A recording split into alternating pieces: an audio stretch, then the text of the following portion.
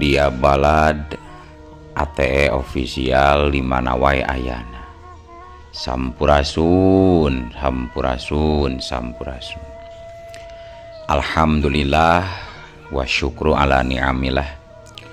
Kalayan diwuwuh ku qobul anu maha agung, dibarengan ku pangijabah anu maha kawasa, diiring ku kadeudeuh kanyaah Gusti anu maha suci. Urang ayeuna dugi kadanget ayeuna masih keneh tiasa ditepang dangukeun deui dina acara anu matuh kamemet urang sadayana, nyatana dina pagelaran dongeng Sunda jejer carita muja ka iblis. Ayeuna bagian anu ka dua nanya pamiarsa. Ieu dongeng mangrupikeun buah karyana Cece Lasmi Indri di Palihan Bandung. Kangge Cece Lasmi ngahaturkeun rewu nuhun laksa ketik kabingahan rehna parantos ngintunkeun naskah sakaligus ngawidian mamang kangge medar ieu dongeng dina channel ATE official ieu. Atuh sumangga kanu teu acan subscribe kantun subscribe heula, ngarah langkung pogot sareng langkung sumanget deui ka si mamangna dina enggoning medar ieu dongengna. Nging hilap di like di komennya nu saseueur-seueurna lainna naon, mamang masok bingah gitunya upami maosan komentar-komentar ti para wargi sadayana teh. Kalintang bingahna deui upami mah link video mamang ieu dipangeserkeun atanapi dipangbagikeun. Atuh ngarah teu nyangkolong tingkana waktos sumangga ayeuna mah urang lajengkeun deui dongeng muja ka iblis bagian anu ka 2na. Kumaha salajengna sor cekopina betot simutna pagan heula tali kolorna bisi morosot merezel morozol uzel uzelan di tengah jalan tumpak dung dung tes.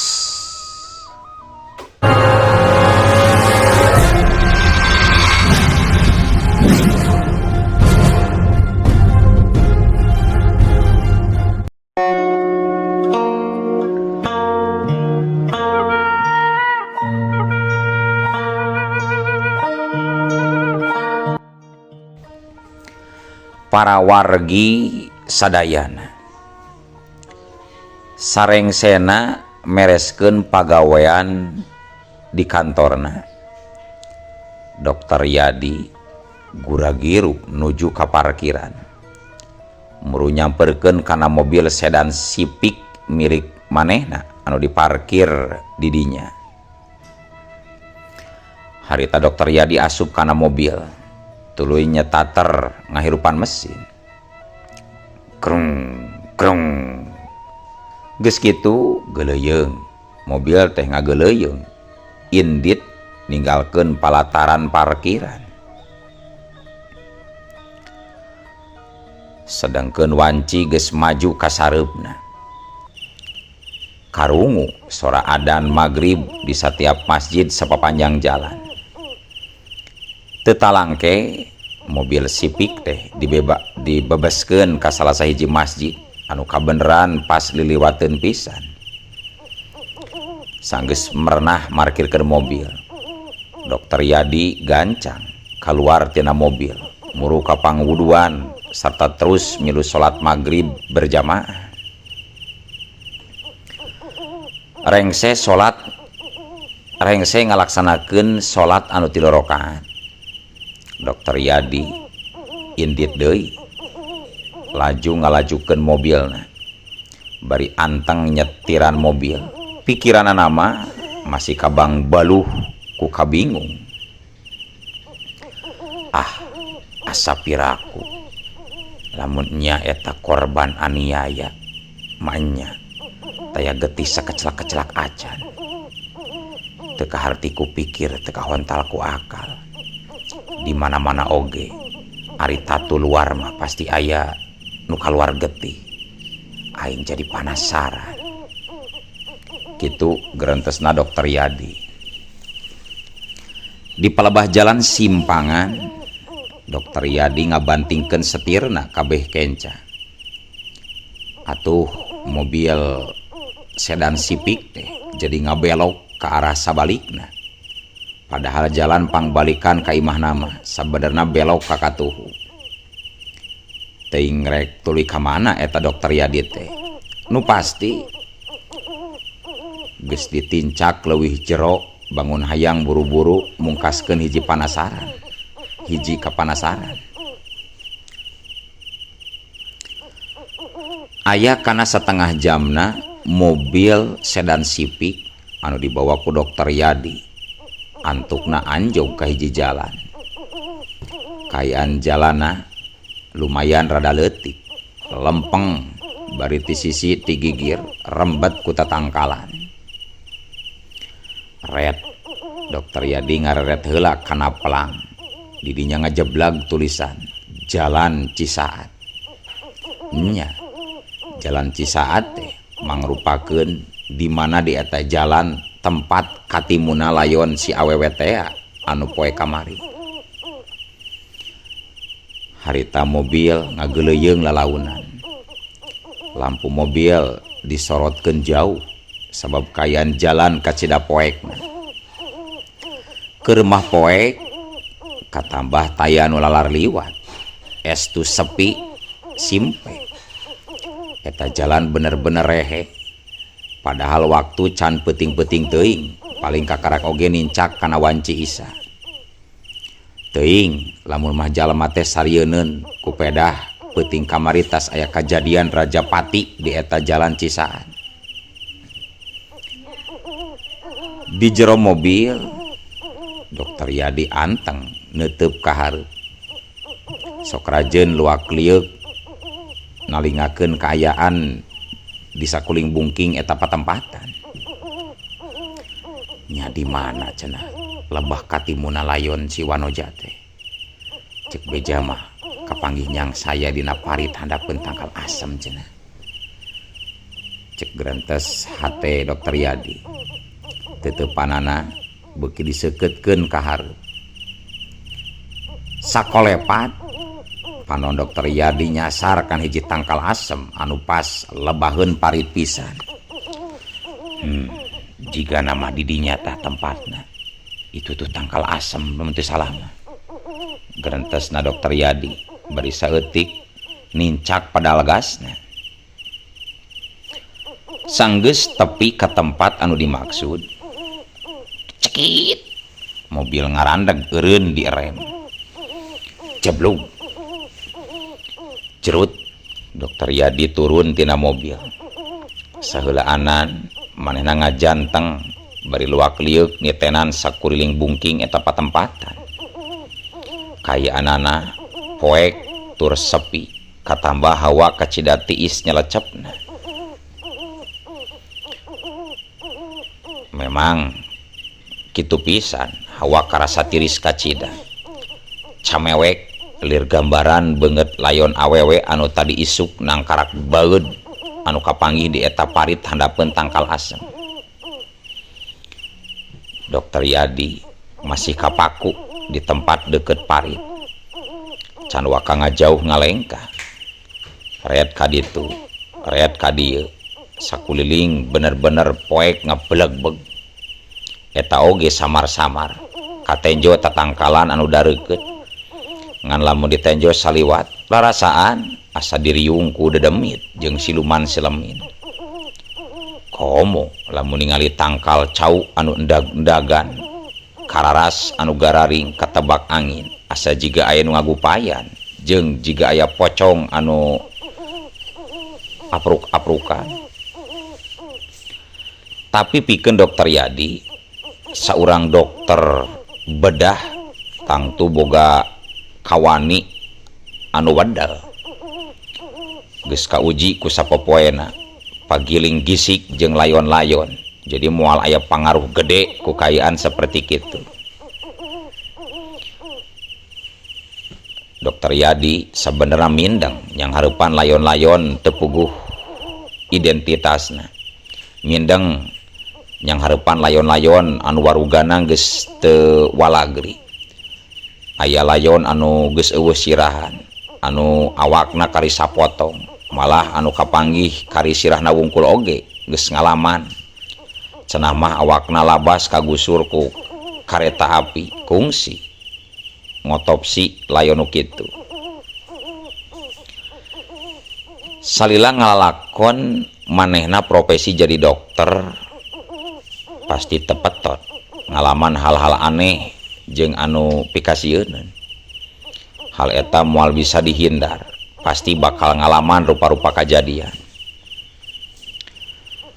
Sawatara lila Dokter Yadi masih ngajanteng luak lieu kasakuriling gog terus cingogo nitenan jero parit kurut si wanoja anu kapanggih layona tadi isu. Sapanjang jalur parit diperhatikeun tenget sanajan teu jelas sabab kaayaan poe. Setiap jengkal dititenan meh taya nu kaliwat. Memangnya teu salah anu diomongkeun ku dokter Asep tadi sore teh. Sapanjang jalur parit teu katempo getis sakecelak-kecelak acan. Bener, teu katingali aya getis seutik-eutik acan. Aneh, memang aneh. Padahal si sirah layon teh beulah, rengkah, bari geus taya poloan. Tapi kunaonnya eueuh getis sakecelak-kecelak acan. Gerentesna Dokter Yadi jung tuluy nangtung gedig laju ngagedig murudi kana mobilna sup ka jero. Nalika geus rek asup ka jero mobil kalawan kajurung kurasa kapanasaran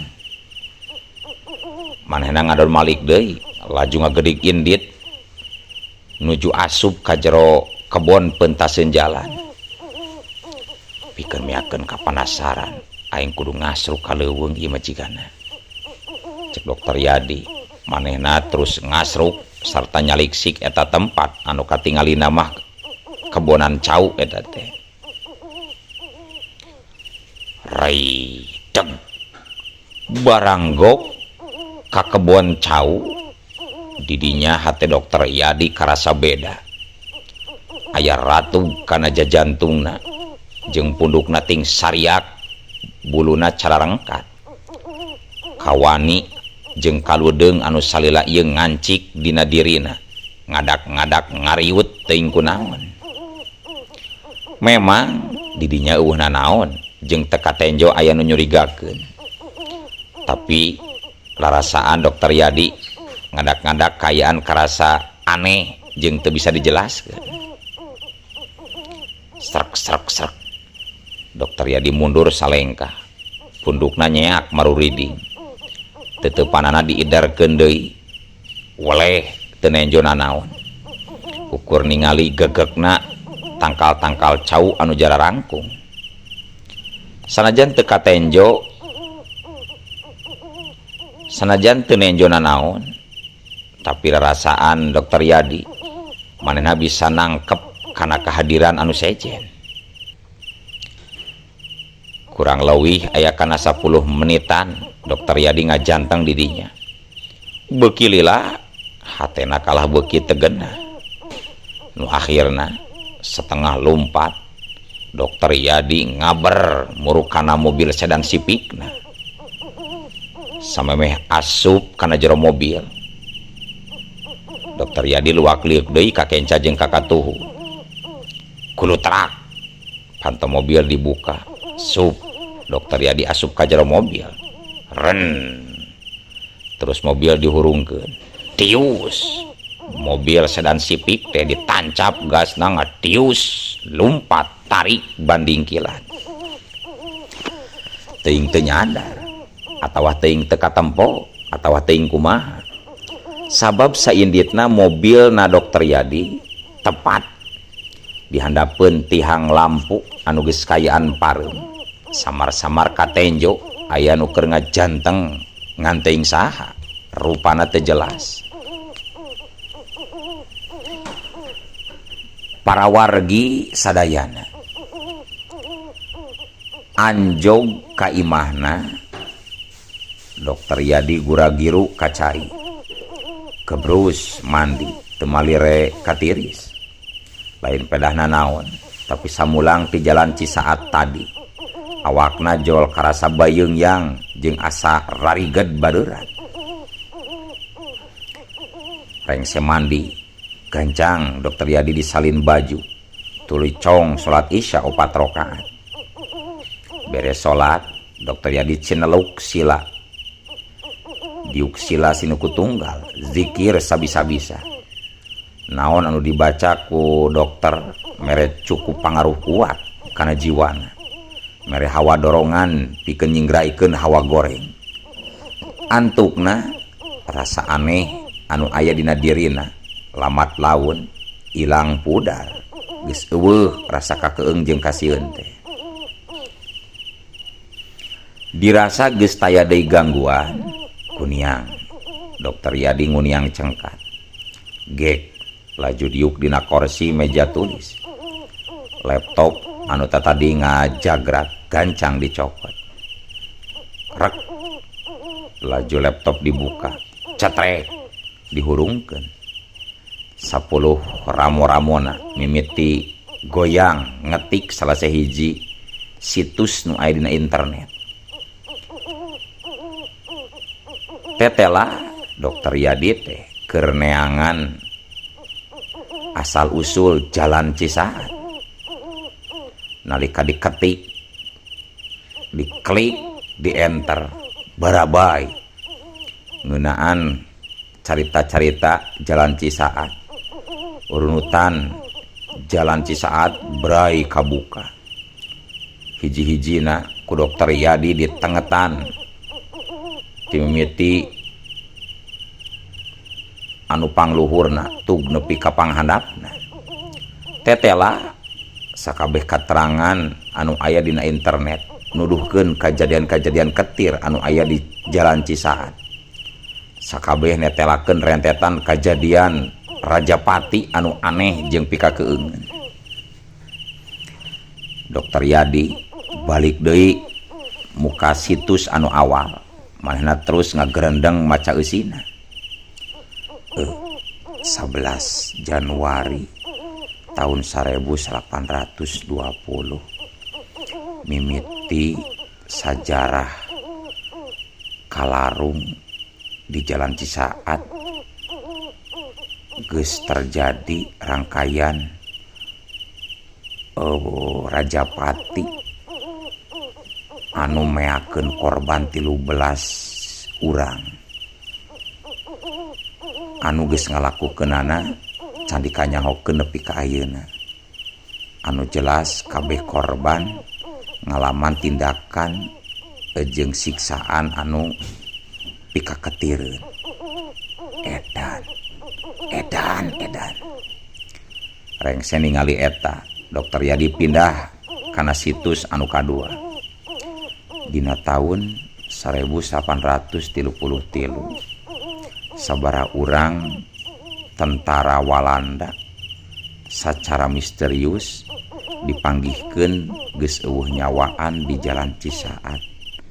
Kayaan tentara Walanda meni pikagilaeun jeung pihak kolonial Walanda dina waktu eta newak sabaraha urang jalma anu dicuriga salaku anu nimbulkeun Rajapati di jalan Cisaat. Aneh. Laju Dokter Yadi pindah deui kana situs nu katilu. Tanggal 2 November 1846 sataun saenggeus poean proklamasi kamardekaan kolonial Walanda Indonesia henteu disangka-sangka di hiji jalan anu ngaran Jalan Cisaat geus dipanggihkeun 13 pamuda anu disangka salaku para pajewang dina kayaan geus eueuh nyawaan bari sakujur awakna pika ketireun. 13 urang pamuda maot dina kayaan ngagantung maneh leuwih aneh. Penasaran di teang situs nu kaopat. Laju dokter Yadi muka di situs nu kaopat. Tah aya deui Desember tahun 1858 geus leungit sabaraha urang padagang di daerah Cisaat. Kajadianana cukup aneh. Sabab eueuh saurang oge anu manggihkeun tapak lacakna leungit saperti tilem teu pernah balik deui ka lemburna. Dokter Yadi beuki panasaran bangunna ganjang muka pail nu satuluyna. Tah aya deui Januari tahun 1872 kajadian anu pikasieun anu lumangsung di daerah Jalan Cisaat di sapapanjang jalan di pasisian parit katempo didinya aya layon bari dina kayaan anu kapotong-potong timimiti huluna nepi kana sukuna. Kulantaran dina kayaan kapotong-potong eta layon teu bisa dikanyahokeun jumlahna teuing aya sabaraha nyawa anu geus ditelasan jiwana di eta tempat. Dicacak meureunannya. Allahu Akbar. Rengse muka pail anu tadi Dokter Yadi teu nuluykeun maca situs kadituna. Sakitu oge cukup pikeun dirina, pikeun ngorek katerangan asal usul jeung sajarah kelam Jalan Cisaat. Manehna terus ngahuleng jiga keur meres pikiranan. Sing horeng Jalan Cisaat teh neundeun sejarah anu peuheur pait. Lain sakali dua kali kejadian Rajapati di dinya teh tetela di baheulana mula. Di zaman Walanda keneh geus aya kejadian Rajapati. Nya naonnya anu ngajadikeun eta jalan bisa kitu. Nah aya sajenis kutukan kitu. Teuing lieur. Kitu cek gerentes hatena Dokter Yadi. Sanajan can menang titik caang dina masalah eta, tapi sahanteuna manehna geus apal kan asal usul eta Jalan Cisaat. Rat laju laptop di pareuman. Geus kitu koloyor. Dokter Yadi ngoloyor nuju kaluar ninggalkeun kamar pikeun nepungan pamajikanana anu keur nyiapkeun kadaharan pikeun dahar peuting. Nepi ka ruangan tengah kasampak pamajikanana keur nyiapkeun kadaharan. Atuh gancang Dokter Yadi nyamperkeun ka pamajikanana bari imut. Geuning tos sayogi mah, cek Dokter Yadi tuluy geek diuk. Pamajikanana males imut. Mohon Pak, sok enggal atuh geratuang mumpung tos sayogi sadayana. Nya sarangan atuh tuangna sareng mama ngarah langkung ponyo. Ajak Dokter Yadi rada ngalende. Atos mamah mah tadi barudak oge aratos kantun bapa nyalira deui. Kumaha atuh? Bapak jadi tuang nyalira, asa teu pararugu atuh tuang nyalira mah. Nyambungan we bapana atuh uwihna wengi teuing. Sinarieun deui. Biasana oge uwih teh sonten keneh, ieu nepi ka wengian kieu. Cek pamajikan Dokter Yadi mangalaskeun kadaharan jang salakina. Geus kitu ge diuk gigireun dokter Yadi. Ari barudak kamarana mah? Tanya dokter Yadi bari ngahuap. Barudak mah geus ngarampi ka kamar. Sagrap deui oge barobo geura. Oh, nya Pak. Tadi siang teh aya Pak RT ka dieu. Aya Pak RT. Nambade naon cenah Pak RT ka dieu? Eta anjeunna teh teu nyarioskeun naon. Mung ngawiat sahur Pak RT teh. Upami Bapak tos dongkap dihaturanan linggih cenah ka bumina, Pak. Oh, gitu. Keke. Nya aya naonnya? Ah, luka teh teuing atuh, Pak. Kantun sumping we atuh. Kaditu ka bumi Pak RT ngarah aya walaranana. Nya atulah. Mungkin we paling enjing-enjing ka bumina. Ayeuna mah geus wengi teuing. Barina oge bapana carape ieu teh. Nya memangna tadi Bapak tos di mana heula kitu? Sinarieun uwih kawengian. Nya eta mah tadi teh Bapak aya sakedik bujengeun. Bujengeun? Nya tos ngabujeng ka mana kitu, Pak? Tas ka jalan Cisaat. Hah? Jalan Cisaat?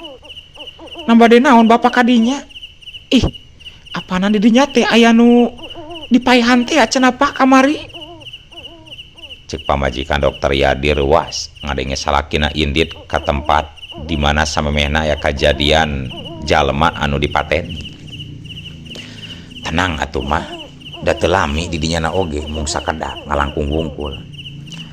Kumargi Bapak teh hoyong ngabuktoskeun cariosan dokter Asep. Peda anjeunna nyaurkeun upami di tempat kajadian teh teu mendakan getih sakaclak-kaclak acan. Nya ku Bapak teh dibujeng we dara kajurung kurasa kapanasaran. Pamajikan dokter Yadi nalika ngadenge caritaan salakina langsung kasiak pias berbiri gidigan. Nya nu leres eta teh, Pak? Leres, Pak? Muhun. Tadi teh sanggeus dicek ku Bapak ka lokasi. Tetela bener. Di tempat kejadian teh kapandak aya getih sakaclak-kaclak acan. Padahal kayaan korban teh tapak ngakaya. Ih, anehnya. Buah-buah. Ah, ulah waka nyimpulkeun anu sanes-sanes atuh mah. Ayeuna mah urang dangukeun we kumaha hasil pemeriksaan petugas forensik. Ya mudah-mudahan we anu ngalakukeun tindak Rajapati sing gancang-gancang karingkus. Pamajikan dokter Yadi teu nembalan deui anggur tuluy ngahulang bari bibiri gidigan. Sedengkeun dokter Yadi nuluykeun hanca daharna.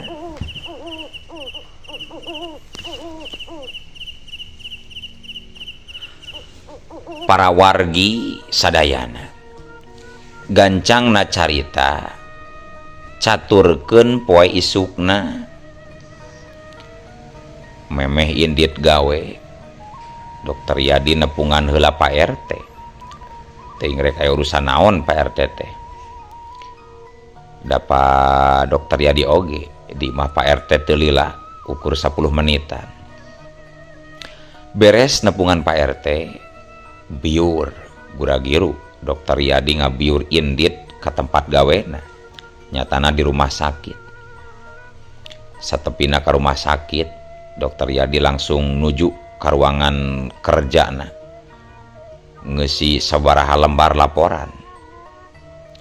Sanggeus nyieun laporan laju dokter Yadi siap-siap pikeun ngalaksanakeun operasi otopsi layon awewe nu kamari sempet katunda can karengsekeun. Gancangna carita di ruangan operasi opat dokter kaasup dokter Yadi geus ngalingkung ngaliud ngurilingan layon anu ngacepat nang karak baeud dina bangsal. Opat dokter taya nu cumarita kayaan pagalo jeung hawarohangan anu tiis camewek. Segomo lamun ningali beungeut layon, beungeutna geus mimiti geuneuk. Can waka di kukumaha eta layon ngajepat we. Sedangkeun opat dokter kabeh ngadon anteng nenjokeun beungeut si layon. dina masing-masing hatena pada keketegan dumenyang harepan layon anu ayeuna asa beda jeung aya rasa ngamir beda jeung layon-layon anu biasana. Padahal lamun ngitung pangalaman lain hiji dua layon anu dipariksa ku maranehna teh geus aya meureun kana 100 leuwih nama. Ngan nalika yang harepan layon anu ieu jiwa kadokteran eta 4 dokter kabeh ngadadak leeh. Maranehna kalah ngajarantang matung jiga nu kasima.